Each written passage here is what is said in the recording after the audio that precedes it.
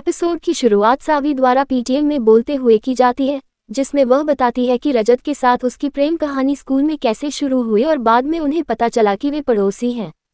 वह रजत को एक सज्जन व्यक्ति के रूप में वर्णित करती है। हालांकि रजत इस बात पर विचार करता है कि उसने वास्तव में उसके साथ कैसा दुर्व्यवहार किया था।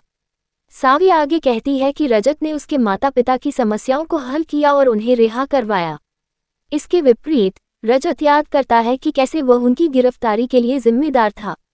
वह बीच में बोलने की कोशिश करता है, लेकिन सावी कहती है कि हालांकि उनकी शादी में कई झगड़े हुए, लेकिन उनके शुद्ध प्रेम की अंततः जीत हुई और उन्होंने शादी कर ली।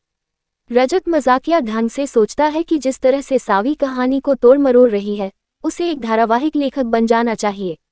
सावी फिर कहती है कि साई की वजह से उनकी शादी हुई, जिस पर साई ने जवाब दिया कि वह उन दोनों से प्यार करती है। सभी तालियां बजाते हैं। रजत और सावी बैठते हैं और साई उनके पास आती है। रजत से पूछती है कि उसने उसे अपनी प्रेम कहानी के बारे में कभी क्यों नहीं बताया। रजत अभी भी भ्रमित कहता है कि उसे खुद भी इसके बारे में पता नहीं था। सावी मजाक में कहती है कि रजत उससे ज्यादा साई से प्यार करता है।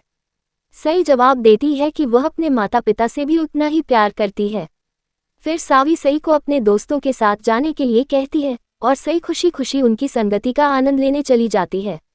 रजत ने सावी को चिढ़ाते हुए कहा कि वह कहानी सुनाने के लिए पुरस्कार की हकदार है, भले ही यह सच न हो। सावी ने स्वीकार किया कि उसे कहानी बनानी पड़ी और उसने उससे पूछा कि वह देखे कि साई कितनी खुश है। रजत ने देखा कि साई खुद का आनंद ले रही है। इसके बाद एंकर दूसरे राउंड की घोषणा करता है, जिसमें पतियों को 10 मिनट के अंदर अपनी पत्नियों को गहनों से सजाना होता है। रजत भाग लेने से मना कर देता है, लेकिन साई जोर देती है कि वह और सावी प्रतियोगिता में भाग लें। सावी रजत को साई के लिए ऐसा करने के लिए मना लेती है और वह अनिच्छा से सहमत हो जाता है। प्रतियोगिता शुरू होती है और जब हर कोई गहने लेने की कोशिश करता है, रजत को पता चलता है कि मुख्य टुकड़े गायब हैं। वह फूलों और अन्य उपलब्ध वस्तुओं से गहने बनाता है। वह सावी को फूलों और मोतियों के गहनों से सजाता है और सभी को आश्चर्यचकित करते हुए एंकर घोषणा करता है कि रजत और सावी ने राउंड जीत लिया है। एंकर साई की प्रशंसा करते हुए कहता है कि उसका परिवार बहुत बढ़िया है और उसे ग्रुप फोटो के लिए मंच पर आमंत्रित करता है। साई सहमत हो जाती है और वे साथ में एक ग्रुप फोटो लेते हैं। घर के रास्ते में साई रजत को प्रतियोगिता जीतने के लिए धन्यवाद देती है और कहती है कि उसके दोस्त अब उसे नहीं चिढ़ाएंगे क्योंकि उसका परिवार सबसे अच्छा है। रजत मजाक में पूछता है कि उसके दोस्तों ने उसे कब चिढ़ाना शुरू किया और वह जवाब देती है कि यह तब शुरू हुआ जब उसने सावी के पुरस्कार समारोह में उसे धक्का दिया। वह माफी मांगता है। अचानक कोई उनकी कार की विंडशील्ड पर अंडे फेंकता है।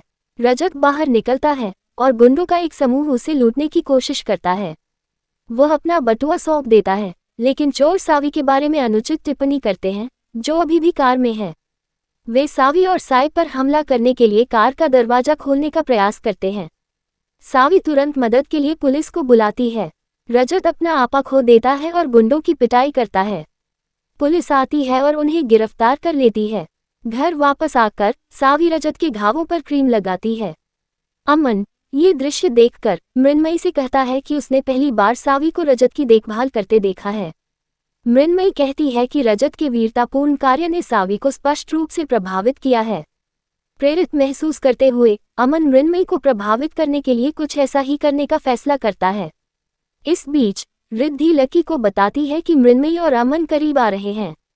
उन्हें अलग करने के लिए दृढ़ संकल्पित लकी एक नई योजना तैयार करना शुरू कर देता है।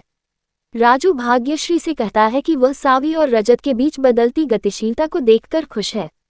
अपकमिंग स्ट्री रजत अप्रत्यक्ष रूप से सावी से माफी मांगता है और नोट्स की एक श्रृंखला के माध्यम से एक नई शुरुआत करने के लिए कहता है। रजत के मीठे शब्दों से हैरान सावी को आश्चर्य होता है कि आखिर उसमें ये बदलाव कैसे आया।